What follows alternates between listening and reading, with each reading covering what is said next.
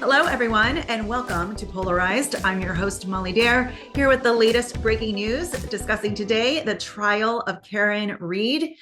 I just finished watching the documentary, you guys, and I still have more questions than answers. Let's walk through the facts together and see what we come up with.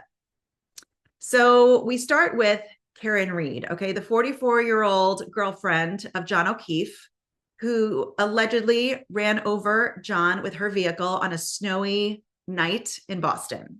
Did that really happen, or is it a cover-up by the Boston police? I'm going to go through all the facts and we're going to figure it out together. So Karen is accused of reversing her car onto her boyfriend, John, killing him. He was a Boston police officer. Was he even hit by a vehicle? Is there more to the story? Did something scandalous happen inside the home that he went into? This is what we're trying to figure out. Prosecutors allege that she was drunk when she hit him. Not a single witness saw what happened.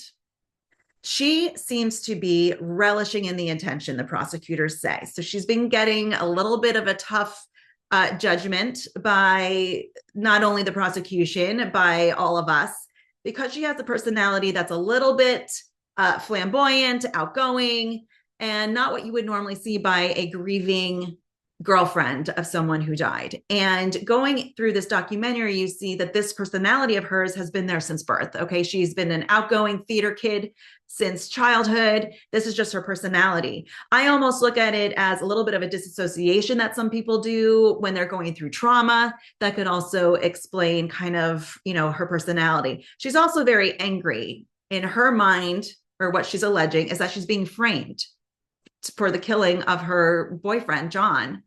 And so she's angry. And that kind of comes across in the trial as well. So who is Karen? Karen is a 44-year-old woman who's never been married or had kids, worked in the financial services, and she's now being charged in the murder of a police officer, and she's facing life in prison. She grew up the middle child in Massachusetts, outgoing theater kid, and she dated John for 2 years. John was one of 5 kids, also grew up in Massachusetts. Friends say he was relentlessly generous, funny, loyal, such a great friend, a real family guy.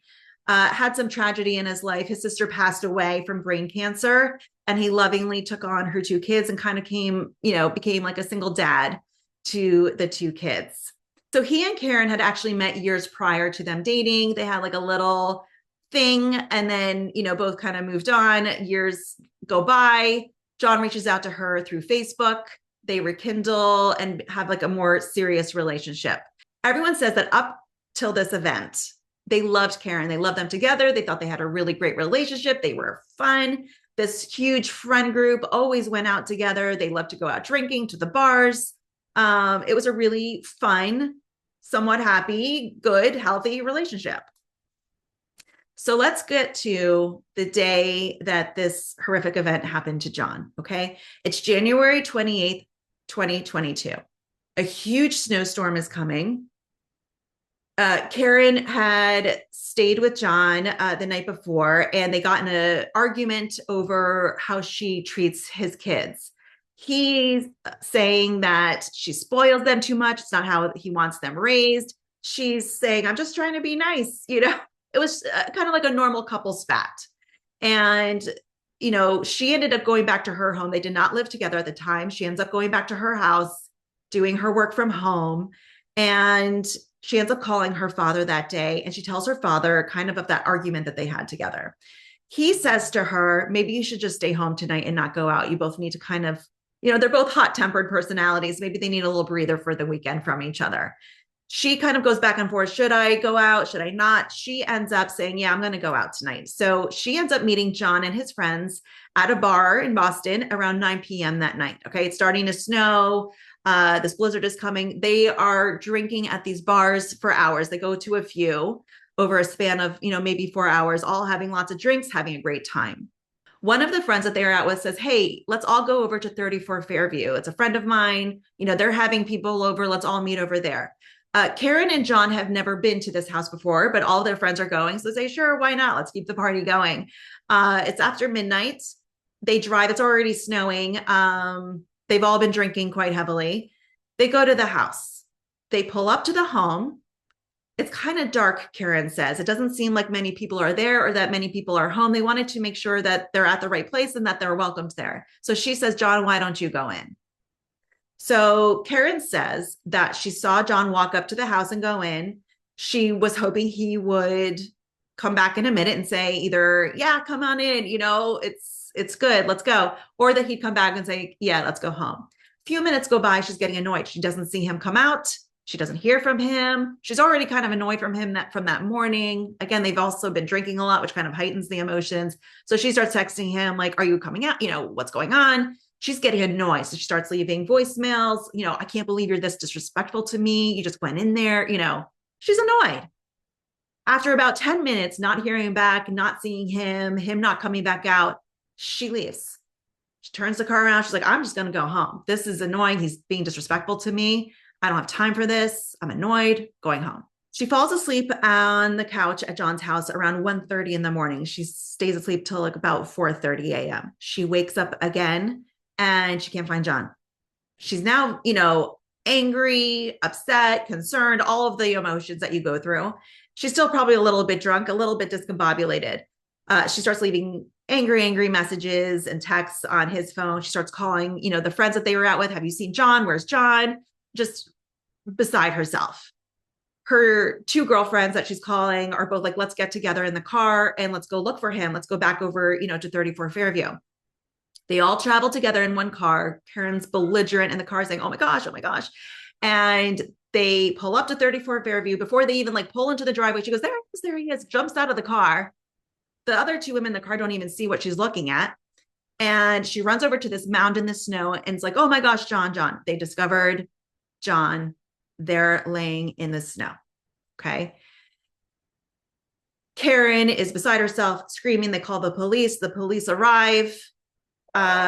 She notices the broken taillight on her car and they say he was hit by the car. She doesn't know any different. Again, she's still kind of disheveled from the night. And they kind of, put her in the cop car, book her and say, we need to question you back at the police station. She's beside herself saying, oh my God, did I hit him? I can't even, she has no recollection of that ever happening. So the working theory at that moment is she didn't hear him behind her or behind the car. Either he never went into the house or came back out of the house. She didn't hear him. The music was on, the heat was, on. She couldn't hear anything. And when she reversed to leave, she hit him. And that's what happened. Okay. So the funeral occurs. The town shuts down. Everyone shows up for the beloved police officer. A stay away order was granted to his family, so Karen could not attend. They come back to arrest her at her home. She is in boxers and, kind of no bra, no underwear. She had just gotten up that morning. She is on the police footage saying, can I at least change? I don't want to walk out like this.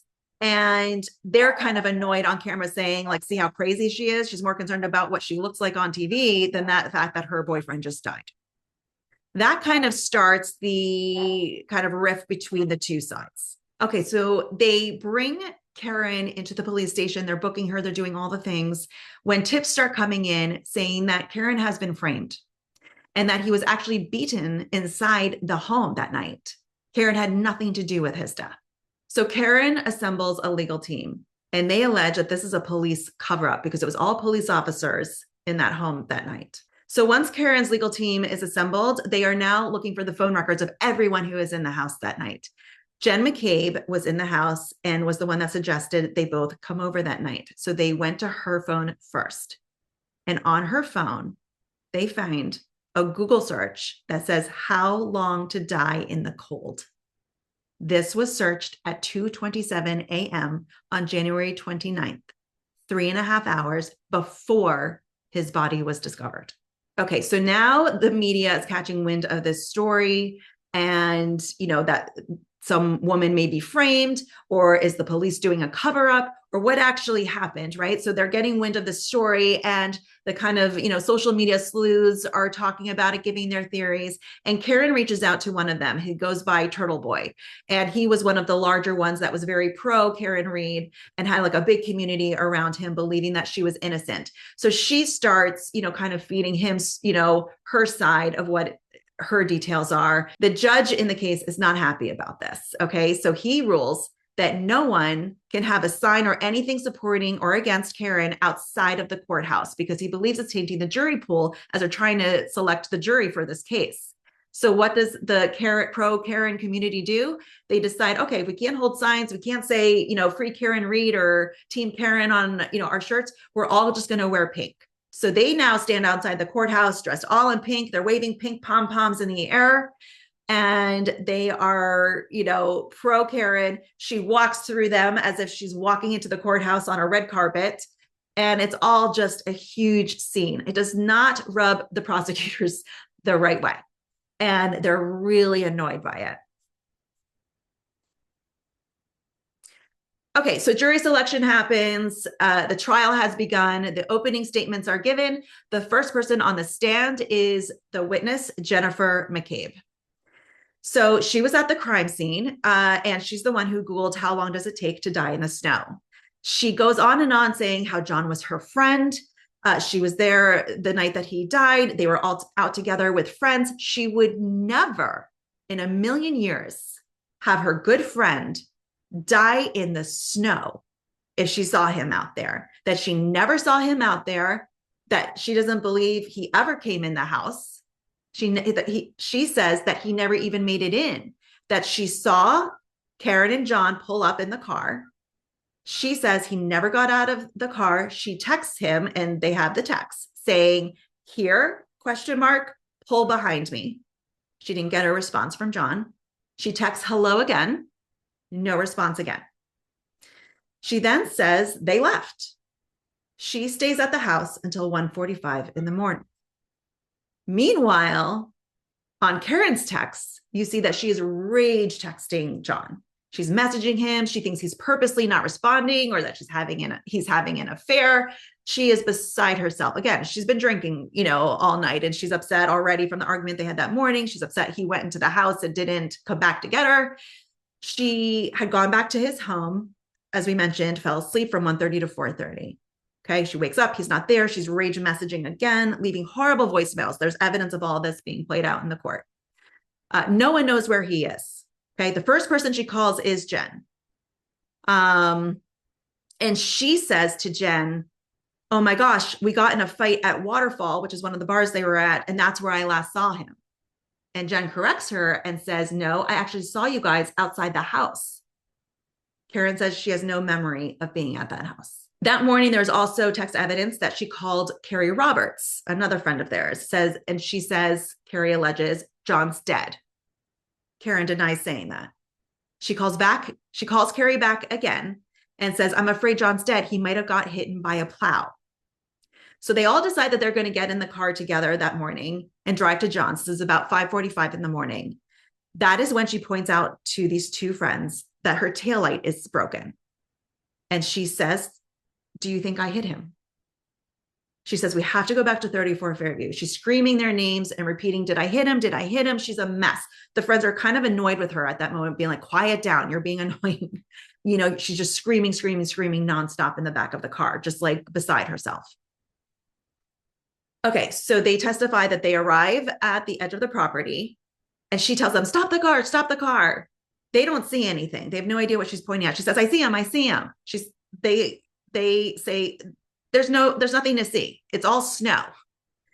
Karen goes running out of the car and sees the body and sees cuts and blood on his face, pieces of glass on his nose. And she pulled out the piece of glass that was on his nose and blood kind of like gushes out of the face. She says that he was still alive, that she heard him kind of gurgling and, blood was kind of running. The women are arguing over what to do. Some of them want to call the police. Jennifer calls 911. Says in this 911 call that there is an unresponsive guy in the snow. Karen is screaming, he's dead, no. They're just beside themselves seeing their beloved John, dead in the snow. The ambulance comes, the police comes, they take him away in the ambulance. They did notice that the phone was underneath him in the grass, underneath the body. So the police are trying to ask her questions, and she states, they say on the stand, I hit him multiple times to multiple people. Many people testify on the stand that she said the words, "I hit him," that she was taking responsibility. She was still drunk, so she was questioning what she remembers and doesn't remember. So the defense picks apart every person on the stand who says, "I hit him." They did a great job showing inconsistencies. They allege that she says, "I hit him."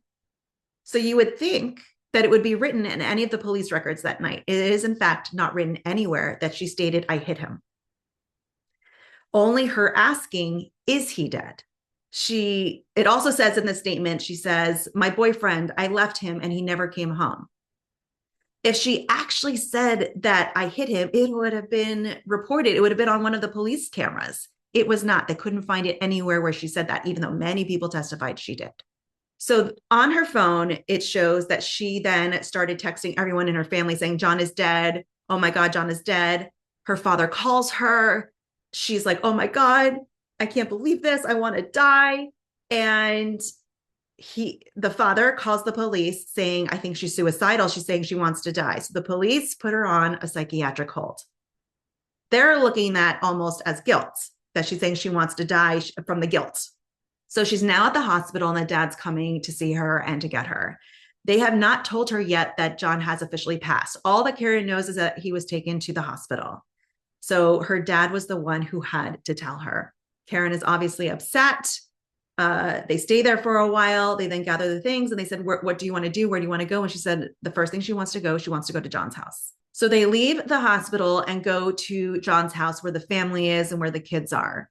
And she walks in and they treated her coldly, as if they think she did it. She did it on purpose. She killed him. So in evidence, it's shown that there was a cocktail glass found by John, and it was secured into an evidence bag. There were also blood drops that were secured into 6 red Solo cups. That is not how you secure blood evidence, okay? You don't put them in Solo cups. The evidence collection was terrible, and it did not preserve the crime scene effectively at all. And so the defense is saying the evidence that you have is not even admissible. It's not, you can't put DNA red Solo cups and say that's an evidence. It's not preserved correctly. There was no crime scene tape put up to keep people away from the crime scene. So the crime scene is kind of a mess. Also of interest is Brian and Nicole Albert were home. Okay, those are the owners of the home that all this happened on. Okay, they were inside the home and no one thought to go inside the home to talk to them, the owners of the house. So an additional search team comes around 5 o'clock that night and searches just one little section of the yard where his body was found. They find pieces of her taillight, and they find a few pieces in the snow, a few pieces of his clothing, and his missing sneaker, which was buried in the snow. So all the things that were missing that the original search crew didn't see, this new search team finds. Once they found this damaged taillight, her phone and vehicle are now immediately seized. Karen maintains she has no memory of ever hitting anyone, anything to cause damage to the taillight. She's wondering, why is it broken? How did that happen? So they go to look at the ring footage at John O'Keefe's home where she was. The ring footage does show at 5:07 a.m. her bumping the back of John's car as she was backing out of the garage, kind of disheveled that morning. That is where the taillight could have cracked.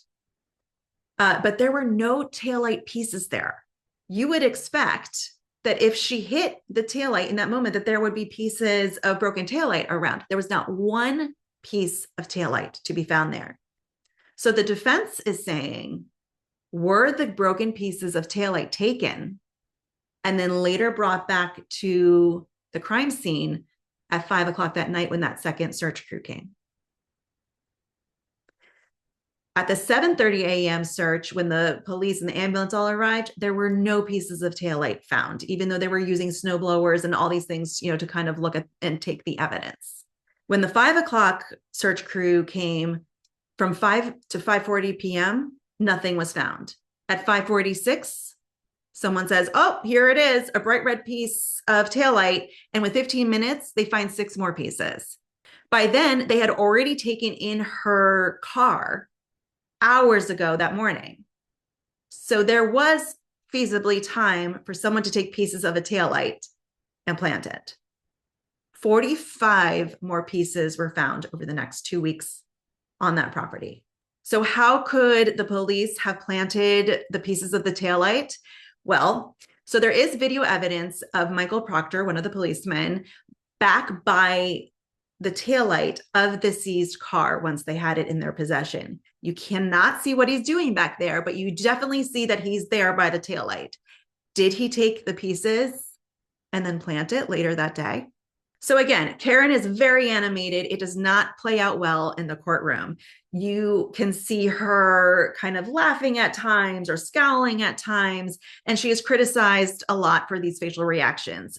She's also being criticized because she's not showing sadness or emotions, which is very upsetting for some, because you would expect to see that on a trial for her dead boyfriend. So the defense is now trying to prove that he died inside the house. He did not die outside the house. The people that were inside the house said that he never entered the house. He definitely died outside the house. And no one, again, saw anything. So the defense is saying that Brian Albert and Brian Higgins, who were both inside the house, could have met him at the door when he walked in and brought him immediately downstairs, and something kind of nefarious happened. They also point out that every single person who left that party that night never saw a body in the snow. The prosecution argues it's late at night, it's snowing, it's a blizzard. After, hours and hours of drinking, who would see a body on the far corner of the lawn in the snow? They did find one witness, a friend of the son, who says that they saw a black blob on the ground by the flagpole. Also of note, which I find very interesting, is the owners of the home say they heard nothing. They didn't even get up. They didn't come outside to see what the ruckus was the morning that Karen and her friends came over. The police were over. The ambulance were over. They were screaming. They were carrying on. And they didn't even come out to see what was going on. Don't you think that's a little bit suspicious? If you were seeing this scene unfold outside your home, would you not come out and be like, what happened when you just had this party the night before? It's a little bit of odd behavior. It's a little bit of odd behavior considering the owner is a first responder. He's someone who would rush out to see what's going on if you're hearing a ruckus going on outside. Why did he not come out and talk to the police or talk to the women who were there, screaming, carrying on? The defense also points out that no investigator went inside the house. They didn't photograph the house. There's no evidence of anything that went on inside the house, which gives enough time for things to be cleaned up and disappear. So now they bring in the autopsy photos. Okay. The autopsy photos show gouges in the arm. It's almost like claw marks that you see, many of them up and down the arm, almost like from an animal, it looks like. The owners of the house have a dog, a 70 to 90 pound German Shepherd. So the defense now brings in a dog bite expert, a forensic expert, and they testify that the scratches on John's arm are consistent with dog scratches and teeth marks. They go on to testify that they have seen hundreds of cases of victims of, car crashes and vehicular accidents, and this is not consistent to what they have seen. The prosecution brings in a dog DNA expert, and they test the clothing for dog DNA, and no canine DNA is detected, but there was pig DNA, interestingly enough. The defense says, well, can that be from cooked pork or bacon? Possibly dog treats. The most interesting part of that testimony is that they find out the owners got rid of that dog. They rehomed him just a few months after the incident, saying that he was involved in a fight with another dog. Very interesting. So the defense again believes that words were exchanged inside the home and that he was killed accidentally, not intentionally, and then moved to the front yard later that evening. If this is true, that would mean that everyone in the house would have to agree to be in on it, and not one person has budged from their story over the years since this happened, since 2022. Why would they put him in the front yard is the question. This house sits in front of train tracks. If you were going to hide a body somewhere, it would be on train tracks behind the house, or even like in the road, hoping like, a snowblower would come by or something would hit him. Why would you put him on the lawn right in front of your house? So now they bring Brian Higgins on the stand. Okay. He's a police officer who was also in the home that night, and they have gone through his phone records. What they discover is that Brian Higgins and Karen Read were texting each other flirty messages only weeks before this event. There's definitely flirtations back and forth. It looks like Karen initiated it, but Brian is definitely going along with it. He says for her to come over. They shared a kiss. So evidence of an affair. These flirty texts went on for about 2 weeks back and forth with each other. And Karen says, well, this is when John and I were fighting. We were not getting along well. She's like, listen, we weren't married. We weren't engaged. Our relationship was, a little rocky. We weren't getting along well. And I was flirting. Also interesting to note is that Brian Albert, the owner of the home, and Brian Higgins, now on the stand, have calls exchanged at 2:22 in the morning. They both say they butt dialed, but they didn't call each other. Somehow Brian Albert butt dialed Brian Higgins, and Brian Higgins butt dialed Brian Albert. They both happened to butt dial each other that night. They got this information out of Brian Albert's phone. They did not get it off of Brian Higgins' phone because he destroyed his phone.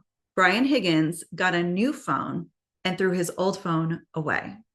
He even cut up his SIM card and threw it away as well. Whatever was on his phone, he did not want made public, and he knew that they were coming after everyone's phones. It could do or not do with Karen Read, but whatever was on there, he did not want out there. Interestingly enough, Jen McCabe is calling John O'Keefe's phone multiple times that night. And this is going on till like 1 a.m. in the morning while she's inside the house. She also claims she's butt dialing him because she's like, I don't remember making any calls. I definitely did not call him that night. So there's a lot of butt dialing going on that night. I don't know what's going on that Friday night during this blizzard, but everyone's butt dialing everybody. The defense say Jen McCabe's calls are her searching for his phone. The defense says that something bad happened in that house. Everyone's aware of it. They can't find his phone. So they're calling the phone, trying to hope that it rings so they find it and can bury him with it. So let's go back to Jennifer McCabe's phone, where she's Googling how long to die in the snow that night, hours before anyone knew that he was even dead.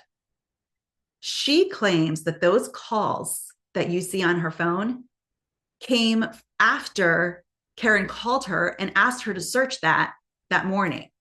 And it shows that 2:27 a.m. search was actually deleted off of her phone. She denies it ever happened. Those that went in to go through the phone say this was a deleted search. It was deleted on purpose at 2:27 a.m. The prosecution brought in an expert that says, no, it definitely wasn't at 2:27 a.m. It shows that she had a tab open searching other things.